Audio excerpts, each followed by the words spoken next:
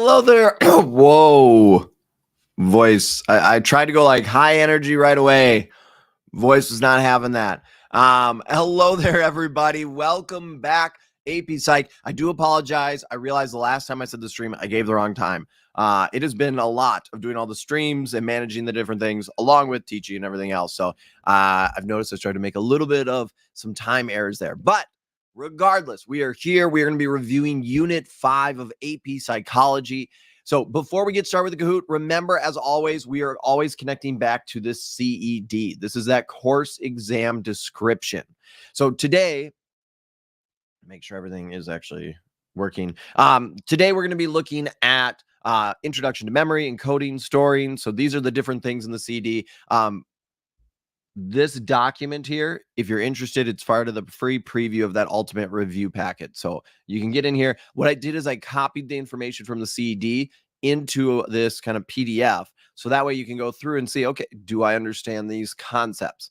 If this is all making sense to you, then you're doing pretty good for this unit here. You can also then take notes on the different concepts here as well. So this is just the concepts that we're going to be reviewing today. Remember the CED. This is what we're looking at here. So we are right now in Unit 5. So this is about 13 to 17% of the exam. So definitely a little bit larger percentage compared to our last two units that we were talking about, which is only 6 to 8 and 7 to 9. So this is a unit that you do want to have an understanding of when we're looking at these things. Cool. All right, let's see where people are. We'll get the Kahoot up and we'll see how my voice does. Yeah, never seen the CD. That's all right. If you haven't seen it, you still can get an A. You still can rock this. Now is the time to study, to review, and have some fun along the way. All right. So here is our Kahoot. Get this up. Perfect. All right. Now I got to get actually on the screen. Woo. All right. If you're also wondering why there's people in here already, I did post this on the Discord server. So if you're interesting, you all are interesting. But if you're interested, the Discord server is free. You can join in the description below.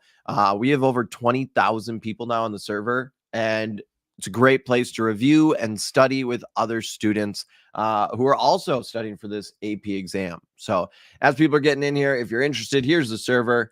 You can see we have AP Human Geo stuff. We also have a lot of different review questions for AP Psych. So all of this, you got different things where we have questions, then you have the explanation, flashbulb memory here. So going through. So this is meant to help you out. Here's the channel for Unit 5. So you got a bunch of different people reviewing here. So great way to be able to actually come in, study. If you're interested, it is free. So feel free to check it out. Cool. We're going to get started right away so we can value your time. Let's get going. All right. You haven't studied at all yet? That is okay.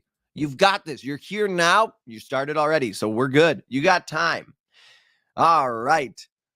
Which memory, and I'll make it full screen so people can read it. Which memory would be most useful if you were going on a trivia game? So what do we got? Trivia game. Yes, I forgot to ask where people are from. Where are people at? Shout out to Texas. So shout out there. Put it back so people can see the code. I'm all over the place there. Let's get that code scrolling on the bottom so it's a little bit easier for everyone to see, just in case you didn't get in yet, which no worries if you didn't. There you go. And it is semantic memory.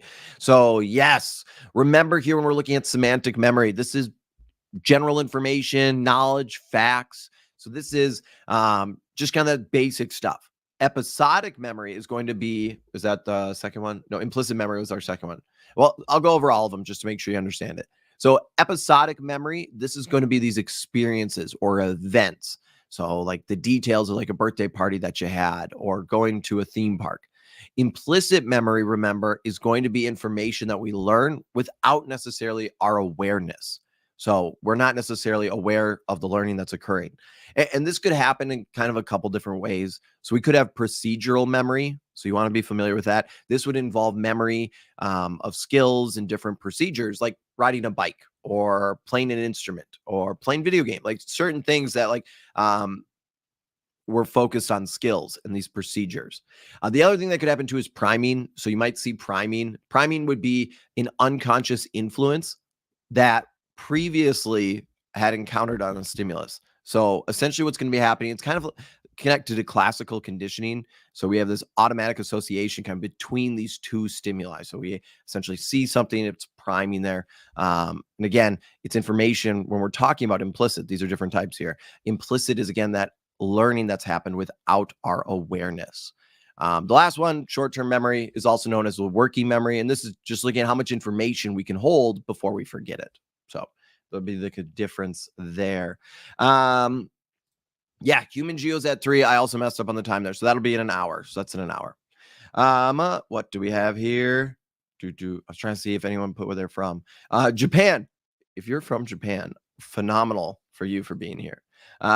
India. Yes, India. I didn't know if it's India. Florida, Texas, South Carolina, Washington, Oregon, Rock, Texas, Georgia, Nicaragua, New Jersey. Sweet. We got people from all over. All right, let's go on to our next question here as we continue. Here we go. Question 2. Moving down. Minnesota, Chicago. Woo! North Korea. Welcome from North Korea. Brazil, Italy. Woo. Cool. We got people from all over the place. You can do this Kahoot. I'll post it in the Ultimate Review Packet. So if you're interested in trying this Kahoot later, it'll be in the Ultimate Review Packet. You can do it there. All right, let's look at this. We had blank is when a person tries to understand full meaning of a complex topic connected to prior knowledge, deep processing. So great job here. Majority of people did get this. So deep processing. Again, when we're looking at this, this is going to actually help us get memories from that short term to the long term. So in coding here, we're actually focused on the deeper meaning of the information. And this is great for retaining information. We're paying attention. We're focused here. Our attention is all aligned. And we're trying to then make connections. And that helps with the brain. The more connections you can make with a topic that you're learning, the easier it is to remember it. And the easier it is to then recall it. So we'll get into recall and encoding everything a little bit later on. So we'll get into those. They are located, if you scroll down, there's a channel that says like live reviews and has the links for all the live streams. It also then has the links for the Kahoots, and I'll keep updating it. So it's down towards the bottom a little bit of that Ultimate Review Packet. All right, let's go on to our next thing. So we can look at the leaderboard here. And I'll kind of keep going back to chat. So if you do have questions, let me know. All right, here we go. Next question coming up. All righty. So you remember your shopping list in a sequence. First the milk, then the eggs. What type of encoding is being used? So what do we got here? What do we have?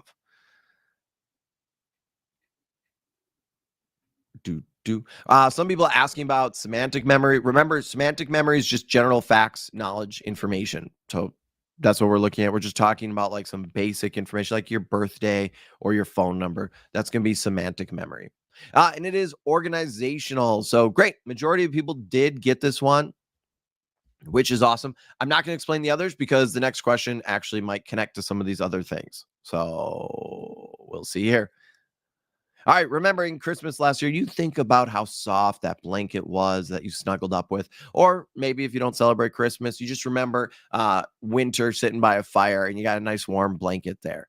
What is focusing on here? What's going on with a memory here? What do we got? 8 seconds left. Can put it back up. Okay, I need to. And it is tactile. Yes.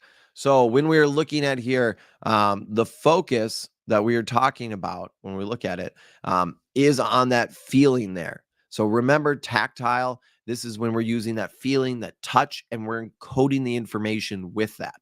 So there's different ways in which we encode information. So in this case, it's tactile. Visual is going to be focusing more on visual elements that we're observing. Elaborative is going to be when we're pairing new information with prior knowledge. And then semantic, again, we're just going to be focusing on that meaning or that context of the information. So there's different ways in which we encode information that helps us remember, and different ways are effective for different tasks and things that we're looking at and trying to learn. So it also kind of depends too on what we're doing. So is it trying to study for an AP exam? Is it that we're remembering a significant memory with our family and our friends? All of these, then we use different forms. All righty. Let's go. We got some people saying 3 street. Tactile touch. Yeah. Tactile touch, TT. You could remember it that way. That would be there. T for touch. Yep. That would definitely. Tactile is feeling. Yes. For sure. We do have Mr. Beast. Yes. Mr. Beast, the YouTube goat. Yeah. The podcast here. So again, here when we're looking at our favorite person here talking about different stories, this is episodic. When they're talking about their experiences, we're looking at events, experiences. That's going to be our episodic. Remember, semantic is that knowledge, those facts, general information. Implicit is going to be focused on that information or skills. It can also be skills that we actually learned without our awareness. And then the echoic, again, is going to deal with auditory information. And these generally only last for like a very brief moment, few seconds at most. So that'd be echoic there. I don't know about that. Jimmy Donaldson's definitely got me beat when it comes to YouTube. I'm excited for his Amazon show. Good old Mr. Beast. All right, next question here. May the 4th be with you as always. Yes. Also with you. Woo! I'm excited. I got to finish Bad Batch. Got to watch some Star Wars today. But after all the live streams and prep. All right, I wasn't paying attention to Ava. She said, hey, you are not listening. And then I recited the last phrase she said. What is going on? You are stressed and behind. You can do this. Even if you feel behind right now, you have plenty of time. The big thing right now is focus on those key bits of information. Find some way of learning that works for you. If it's my videos, great. If it is a Barron's prep book, great. I would highly recommend just taking a test. If you can find a practice test on College Board, I have 2 full practice exams in my ultimate review packet if you're interested. Actually, there's over like 300 multiple choice questions in my ultimate review packet. Take a test, and then you can see what information you got right, what information you got wrong. Then you'll understand where to focus your studying on. So instead of trying to study everything at once, it'll narrow that down. Also, too, look at that CED, that course exam description. I have it linked in the description here or in the ultimate review packet in the free preview part. But that can show how much of a percent each unit is on the test. So you can kind of see, all right, if you need to really just focus on a couple units, focus on those units that have the highest percent. So, all right, let's look at here and talk about this for a second here. So we are looking, I wasn't paying attention. When we are looking at this, this is going to be focused on those echoic memories. We're dealing with this information that is auditory. So this auditory information, it only lasts for a few seconds here. If we're looking at implicit, remember this is information or skills that we learned without our awareness. We're not really learning like a skill here, and we're not really learning any information. In fact, once we repeat that statement to her, most likely what's going to happen, we're going to forget what we said. And this is, I'm sure it's never happened to you. I'm sure. But I'm sure your parents, your friends have never just been like, hey, are you listening? And right away, boom, you snap back those last couple things. If you really want to see if they're paying attention, all you got to do is ask for, okay, what's the next thing I said? And most of the time, unless they were paying attention, they won't be able to tell you because that information is already gone. Echoic memory, very short. We can only remember very small bits of information here, and then it's gone. So we're listening to things there. We can pick up on a little bit, but if you ask for more details, we're not going to be able to because we actually really haven't learned anything. We have just have this information. We're dealing with this auditory information with echoic. Memory there is only lasting for a few seconds. It was never moved into that short term and into that long term memory. So no learnings really happened here. We didn't encode that information. What do we have here? Okay, a lot of people talking about echoic, visual, iconic. Yeah, so that is going to be visual. So on the other hand, the iconic memories there, that is going to be visual. And again, those are also visual memories that are very, very short-lived. This would be like if you take a sparkler, you move it really, really fast, and then you can see like the trail. That's going to be more that iconic visual memory there. And again, it's gone really quick. So it's very short term. there isn't actually learning happening. But these are two that you definitely want to be kind of familiar with. Again, here, very short term, only a couple things that we're picking up on, and then it's gone. So there isn't necessarily encoding that's occurring here. All righty, let's go to our next one. Here we go. All right. Yeah, these are all in that like sensory memory. So there was that 3-stage model that College Board has it. It's in my videos. It's part of like the curriculum there, where we go from our sensory memory, we have our attention then focusing. Now we're looking at our working short-term memory. Then it's encoding retrieval and that long-term memory. So the iconic and the echoic, that's in that sensory memory. So that's before you start paying attention. It's before that working or short-term memory. All righty. And it is implicit. So it looks like the majority of people got it there. Sensory memory, remember, is going to be that iconic and echoic. So we're looking at that visual, or we're looking at that auditory information. And it's very, very temporary. When we're looking at implicit memory, these are these memories that use our past experiences. We didn't even realize that we learned these things. So implicit memory can play a role in conditioned reflexes, classical conditioning. If we're trying to remember like space, time, frequency, different motor and cognitive skills, all of that is going to be with implicit memory. Yes. For the other one, semantic, again, that's just going to be part of our explicit memories, and that's going to be our knowledge, facts, just general information there. All righty. Going on to our next question. All right. After working at a job for 5 years, you finally quit. Your new job is great, but today you miss parts of your old job and reflect on all the good times you used to have. There were plenty of stressful times at the job, but you're not focusing on those. What best describes this? What do we got? What best describes this? All righty. Here we go. Question coming up. All right. So we have the encoding specificity principle, the mood congruent memory, context dependent memory, and the primacy effect. What do we got? 9 seconds left. Here we go. Mood congruent. We'll talk about all these. We'll go into these. Trying to remember quick if we. Well, yeah. Let's just make sure these all make sense. Then we'll go. So when we're looking at these, remember that encoding specificity principle. And I almost forgot to leave that up because I know you guys like to see it. That is this idea that certain memories are actually linked to the context in which they are created.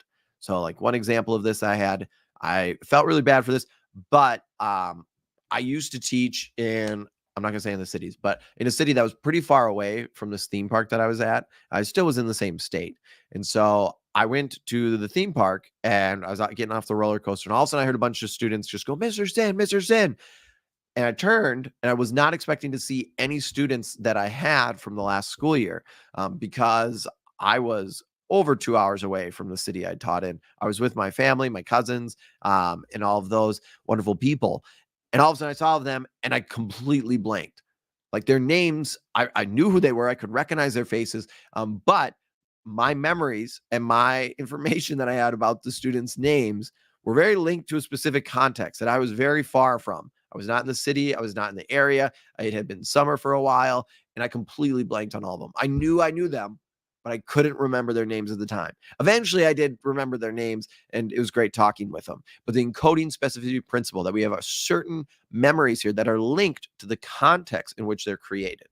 Now, the mood congruent memory, here we're looking at this in this question here. This is looking at this consistency between one's mood, their state, and that emotional connection to the memory there. So this could also be an example too of like state dependent memories. Context, again, dependent is going to use then the context to help you recall a memory, to retrieve certain things. So pretty much the same as the encoding specificity principle. And then the primacy effect is the tendency for facts, or impressions or items that are presented first to actually be learned and remembered. And then later on, when we're looking at a sequence, it might be harder for us to remember those things. So we'll get into this a little bit more, but it's essentially like as you're studying the things that you study first, you're going to probably repeat that more often. And so you're going to end up actually remembering that. The things at the end you'll remember because it's the recency effect where it's the most recent there. And then the things in the middle generally we tend to forget. So that's why when you're studying, it's good to mix things up. Don't just study things in the exact same way. If you do that, it can work, but you also might forget the things in the middle. Because a lot of times when we mess up, what we're going to do is we just restart from the start. So if you're ever trying to learn a speech, when someone messes up while they're practicing it, generally what happens, they just start over from the beginning. So they get the most practice with the beginning of the speech. The end then is the most thing that's constant there. And then in the middle, they forget there. Yes. Someone saying about the pink wedding ring. I actually recently lost my wedding ring. So this is just a temporary one that my wife said I had to wear until I get one new one. So yes, this is my actual one, but it's just a temporary one since I lost it. All right. Came off in the lake, which is my fault. Shouldn't have had the wedding ring on in the lake. All righty. Here we go. Next thing, you see a familiar face at Target, but quite can't place it. The next day at school, you realize that it was a counselor that works at your school. Why was it hard to recognize their face? What do we got? What do we got here? All right. Is it the serial position effect? Is it state-dependent memories, encoding context specificity principle, or is it none of these? I know I did. That is true. Maybe I shouldn't have reviewed them all right away. But we can also see who's actually paying attention. So you were clearly paying attention. Props to you. All right. Yes. See, we still have people get it wrong. So this is why we also have to study and review. So it is that coding specificity principle. Again, we have memories here that are created in the context in which they're created. So the memories are linked there. The serial positioning effect, this is going to be that first and last thing on a list or more easily remembered. So either the primacy effect or also the recency effect are kind of within there. Essentially, serial, we're looking at this order in which we're learning things. And so that helps us remember certain aspects more than others, especially if we continue to practice it in that exact same order. Excuse me. I have a feeling I am not going to be able to talk by the end of Wednesday, but that is okay. All good. All right. Luna's mother was telling her instructions to clean the toilet, but Luna was scrolling on her phone. Excuse me. All right. I'm a quick get a drink of water. You guys read this quick.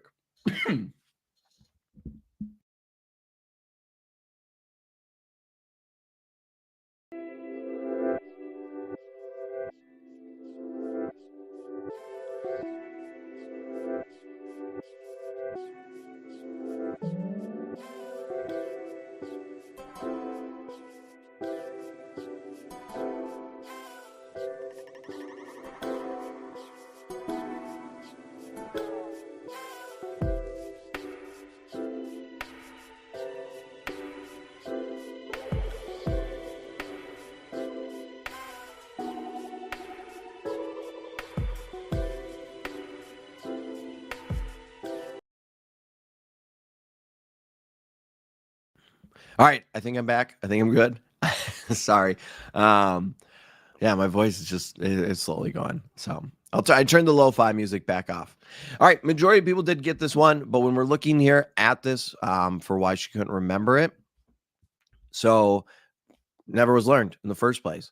So one of the things here is that we have to make sure forgetting something, if you're not paying attention, if you didn't actually correctly learn the information, well, you can't forget. You have to actually learn it to be able to forget it there. So retrieval failure, actually, I think the next question connects to these, so I'm not going to go into it. I'm going to have to drink another glass of water. Back to the lo-fi.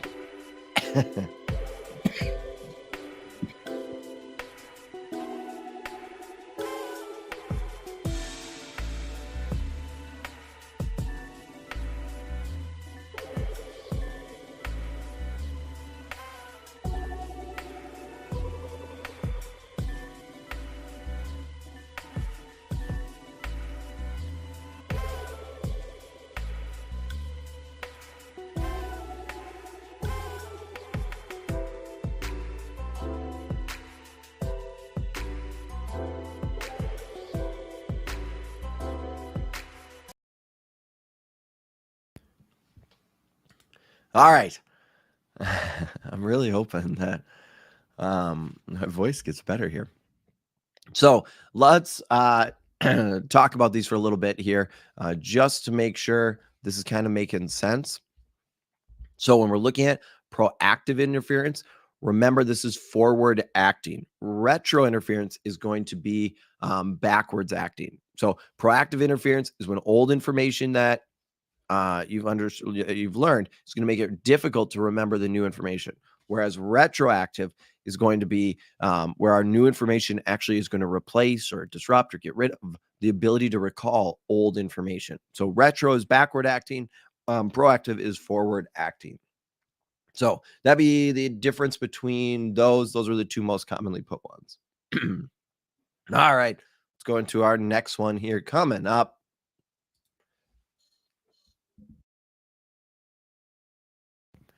All right, so we have Frankie tells his friend Cece an interesting story that he heard about the president. Cece gets impatient with him and says, "I'm the one who told you that story last week. What happened?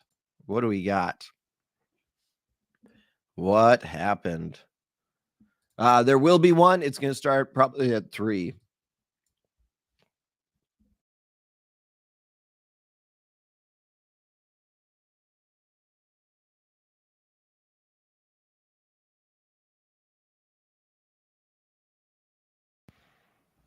All righty.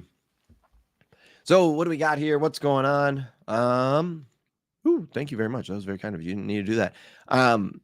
No, I don't think so. I mean, when I've been I've been listening this today. I've been doing like just live stream prep. I've been listening to Taylor Swift's new album the entire time.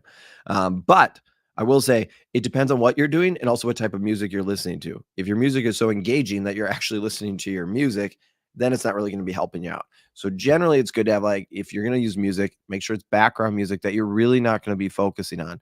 The less distractions, the better. Remember when we're learning about memory here, sensory memory, to get it into our working and short-term memory, we have to be paying attention. So if our attention is split, it becomes a lot harder to actually learn things. So it is better for you to kind of lock in, study. If you need to take a break, then take a break and then come back.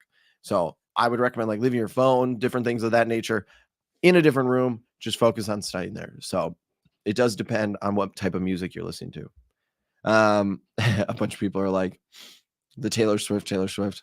Yeah. Yeah, some people might be not able to, some might be able to. All right. Let's go back. The majority of people got this one, which is great. Remember this source amnesia. This is where we can't remember where we heard the information.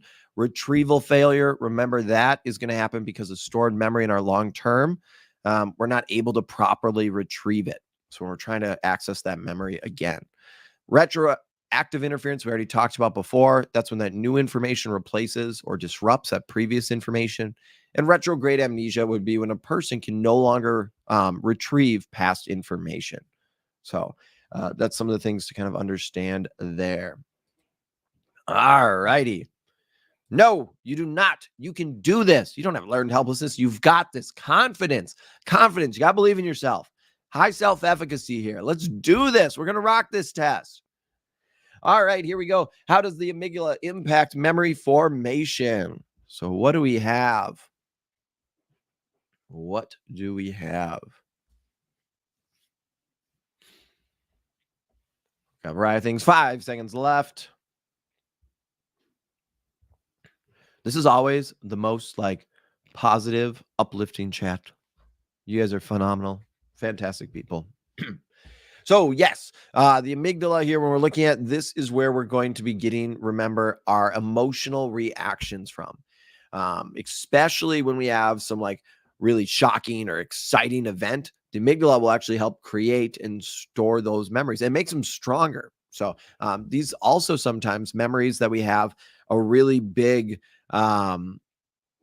significant event that helped create them would also be known as flashbulb memories. So those are very vivid, very distinct memories that we have. So those are generally created when there's some really big event, some high emotional thing that has created a flashbulb memory there. Other ones, did anyone want me to go to anything else there? If you do, let me know and I can come back and swing there and go over it. All right, let's go into our next question. Coming up, here's our leaderboard. All righty. If you get an FRQ term that you don't know,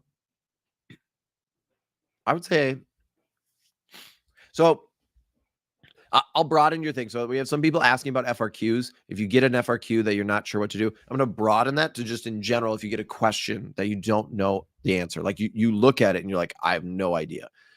The first thing to do is just breathe. On this test, you're going to be stressed because I know you all want to do well. So just breathe, pause for a second. If you need to, look around on your test, see if there's any context clues. Is there any other terms that are there that maybe you know next to the ones that you don't know? So like if the question has a variety of things it's asking, is there anything that could maybe give you a hint of what this term could mean? Could you break down the term? Maybe there's a variety of things that you could try to break down to make an educated guess. What you need to do then too is after spending just a little bit of time, pausing, trying to refocus a little bit, reduce your stress. If you're truly still blanking, see if it's a multiple choice. Can you eliminate a couple? So now it's down to a 50-50 and then take a shot, take a guess. Maybe you put a little star in your booklet or whatever. And then if you have time at the end, come back to it. What you don't want to do though, is spend too much time on a question you're not sure, like you have zero idea on, and then you miss other questions that you actually would have known. And same thing for the FRQ. If you get a part of it and you have absolutely no idea, which hopefully will not happen, but if it does, pause, see if you can figure out any guesses on it. If you can't, you could leave a little space for it, go on to the next one there. You can always come back. What you don't want is you spend so much time on a question you're not sure of, and then you're going to miss easy points that you for sure know. Remember, you're not penalized for getting questions wrong. So you want to try to get as many questions as right as possible. It's not like the grading of your actual classroom generally. It's not like you're going to be taking like, oh, you got 40 out of 60. We're going to take that percent and that's your score. So hopefully that helps a little bit. Hopefully you won't have that happen. But if you do, pause, calm down, breathe, and remember you can do this.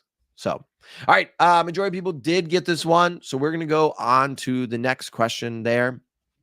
Remember there, the gland there, we're looking at sleep, those sleep cycles. So like melatonin, that's going to be with like our endocrine system.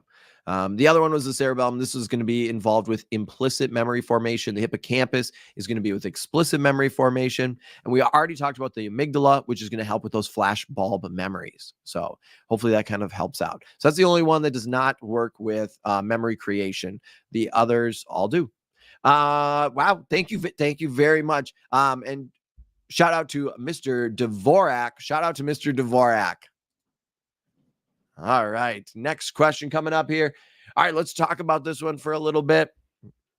So as we're looking at, we have a variety of things coming on here. So one of the things to remember when we're talking about bottom-up processing is when we're going to interpret information that's generally very complex or it's unfamiliar. So like think of it like you're doing a puzzle and you don't have any pictures to actually help you. So you're just trying to do it. You have no idea what it's actually going to be. That's going to be bottom-up processing. Syllogism is going to use logic, and you're going to try to solve the problem. So we're using logic, our reasoning, to try and figure out what's going on. Our correct answers here is going to actually be looking at this. A great way to think about it is your multiple choice tests when actually you're trying to find the right answer. So we're going to kind of like break it down. So we're eliminating wrong answers one by one until we can actually find the solution there. So hopefully that helps with that. All righty. Let's go on. Sorry, I forgot that. It could also be an algorithm. Yeah. Yep. That one could also probably work as well. That definitely could. And this has to do, this one would have to do with these different steps. So like we're gonna go from step 1 to step 2 to step 3, which you might also do when doing a test there. So that could also connect. That is a great connection. Thank you for reminding me there. Yeah, way to go. Way to get first place. That's awesome. You're not cooked. You're gonna cook. You're fine. You got this. All right. And we have heuristics. So we're looking at these mental shortcuts. Excellent job. Remember here, heuristics are these mental shortcuts, and it's all based on past experiences.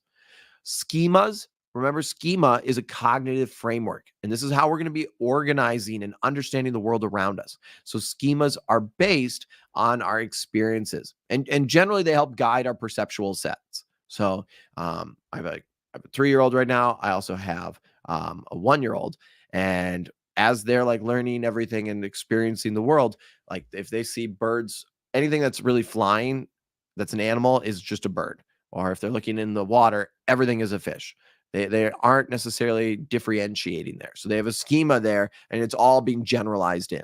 Syllogism, again, remember we already talked about, that's when we're using logic to solve a problem, and bottom-up processing is when we are going to be using, it's when we're interpreting information that's complex and it's not familiar with us. So hopefully that helps you out there. All right. Let's go on to our next question here. Here we go. Coming up. All righty. So, why can't you trust the first answer that pops into your head when taking a test? So, why might you want to be a little wary? What do we got? Got some people saying, this is fun. I am glad you are having fun. That's the whole point. We're reviewing together. We're learning together. It's just a fun way to study with other people around the country. So glad you're having fun. That is great. All right. And is the availability heuristics correct?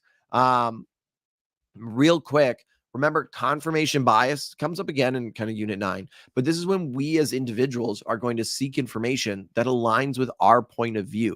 And generally when we're presented then with information that challenges it, we dismiss it. We're not going to listen to it. So a lot of times people say they have a lot of confirmation bias when it comes to like politics and the news. Like people have their trusted station, they're going to listen to that, and anything else clearly is fake. Hindsight bias, remember that one is going to be the tendency to think that we could have actually anticipated the outcome of an event or an experiment, if we're talking about that, after it already occurred. And then representative heuristics, again, is this is when we come across new information we're not familiar with. And then we don't really have our schema developed yet to fit it into its own category. So we just kind of match it up with information that's existing that we already have. So I gave like the example of like, oh, I'm looking at birds, and any animal that's flying is a bird, or any animal in the world or in the water is a fish. So we're just adding it there. Eventually, as we continue to learn more and we get more and more of our schemas here and our prototypes, we start to see more of a kind of focus there, and we're doing less of this generalized application there. All righty. Let's go on to our next question here. We are on question 22 of 24. So rocking it. Here we go. All right. When presented with an abstract problem, we have to break down reasoning. What is used? What is used? Oops. Computer just like kind of glitched. All right. And it is fluid intelligence. That is correct. So when we're looking here at, and I'll make it so, I don't know. Let me know too if this works to like split it. I know people wanted to see the questions. If you want just the questions full screen, I can do that. The goal is to help you out here. But fluid intelligence, again, is our ability to really quickly reason and break down abstract problems. As we get older, remember, this starts to decrease. So our abilities to really solve these problems quickly or think abstractly or be able to apply to these new situations, as we get older, our fluid intelligence can actually decrease. Crystallized intelligence, on the other hand, that will increase. This generally increases as we age, and that's because we're learning more and more. Crystallized intelligence is that accumulated knowledge and our skills that we have. Metacognition, for a couple of people with that one, this is going to be that awareness of our own cognitive process. And it's often involving a very conscious attempt there. So that would be there, our awareness of our own processes that's happening. And then the last one was savant, like savant syndrome. This would be a condition where a person may be limited in some of their mental abilities, but has phenomenally exceptional skills in a very few specific areas. So that would be there. Cool. Let's go. Hey, I am glad I've been able to help you out. You are so welcome. Honestly, though, you're the one doing the work. So I've created the videos, I've done these things, but you are the one who did it. So have confidence in yourself, be proud of yourself because you are the one acing these tests. I am glad that I can be a part of your journey in school and to help you out there. So I appreciate that. But congrats on you for acing your test. That's not an easy thing to do.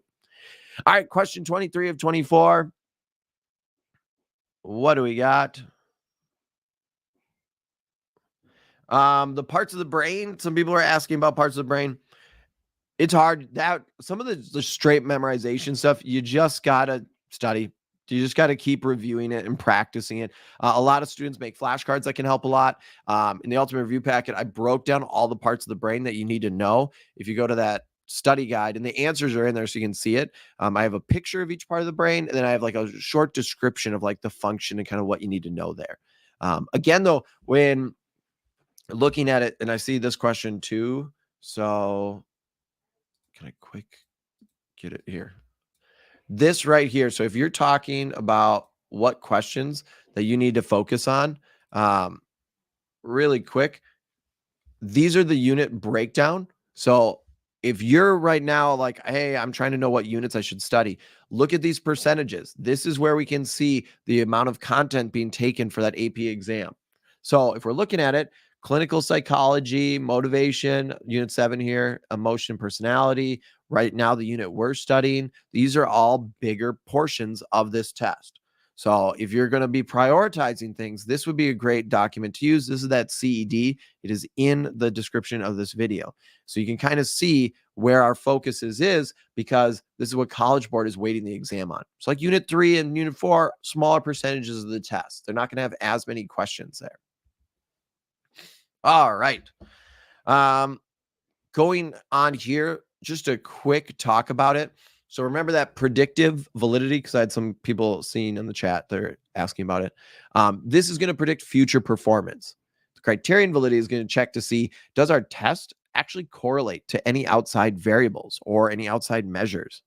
Then when we're looking at it, the standardization, all this means is that we can use this test to actually compare the scores of other individuals. So for example, like the AP exam, we have a standard test there, standardized test, the ACT, the SAT, and then content validity. This is the extent in which the test actually is showing the information of interest. And that's kind of what the question was asking about there. All right. That's a great question. I already do teach a variety of AP courses. I teach AP Microeconomics, AP Psych, AP Human. I've also taught AP Gov. I've taught, I'm trying to think. I think those are the main APs I've taught. I've taught a lot of different classes, from an introduction to philosophy class, sociology, world history, civics. Introduction to philosophy was a lot of fun. I really liked that class. Criminal justice. It's been fun. If you're looking for help for AP microeconomics or macro, I'd check out Jacob Clifford. He's got videos on every topic. He's got phenomenal stuff for everything micro and macro too, if you're in AP macro as well. So he's got a really great channel there. All righty. When we're looking at this, when we're looking at morpheme, this is that smallest unit. So these contain 2 phonemes. I think my pronunciation right here is pretty bad, but that's okay. So this consists there. So examples of our correct answer here would be like root words, our prefixes. For example, bird or car. A phoneme, this is going to be those basic sounds. So this is that in mom, just or the d in dad. So we're just talking about like sounds here. The hollow phrase then is going to be when children are able to say really one word, but it actually has a bigger meaning to it. So the infant here, the toddler, can't actually say a full sentence, but they could say like a word. So for example, if you start to talk and you're just saying food, this is meaning I want food, or hungry, I am hungry, or ball, I want to go play with the ball. You can't say the whole thing. So that would be that hollow phrase there. And babbling is going to be when infants have their speech actually starting here, and they'll be able to make these constant vowel sounds. So my 1-year-old right now can do like a ba, da, ah, but there are no actual words. So you just have this babbling that's occurring. So your speech is kind of starting here, but it hasn't fully developed yet. So different things there. You saw, I did have, yes, I did have my daughter in one of the videos. She's doing well. So she's 3 now. She's gotten a little bit older there. So she's doing very well. And now I have a son as well. So always exciting. All righty. Let's get into our podium here. We have our top winners. In third place, we have the sea lion. In second place, we have the piranha. And in first place, woo, we have the penguin. Yes. Good. I am glad that I helped you a lot last year. And I'm hopefully, yeah, I'm glad that I'm helping you this year. So you guys are awesome. Tomorrow we're going to have unit 6, then it's going to be unit 7, then it's going to be unit 8, and then it's going to be unit 9. So we will cover all of the different units before the AP test. So no worries there. Hopefully my voice can last. I don't know how it sounds on the mic, but yeah, there will be some more of these. So before, yes, there will be more of these before. So for sure. Yes, I'm going to have to sign off though, because I have to do AP Human Geography. But you guys are all phenomenal. Remember, you can do this. I mean, you're here on a weekend studying for an AP test. You are rock stars and you've got this. So thank you all so much for coming out today. Hopefully this helped. If you need more help, check out my ultimate review packet. Check out College Board. Check out the Discord server. If you don't want to buy the packet, no worries. Not a big deal at all. But you can check out that Discord server. It's free. And we have 20,000 students and teachers on there. It's a great community. And everyone's focused on just trying to learn and prep for their tests. So thank you all so much. You are going to cook this test. Have a great day, everybody. As always, I'll see you next time online. Woo! Mr. Sinn.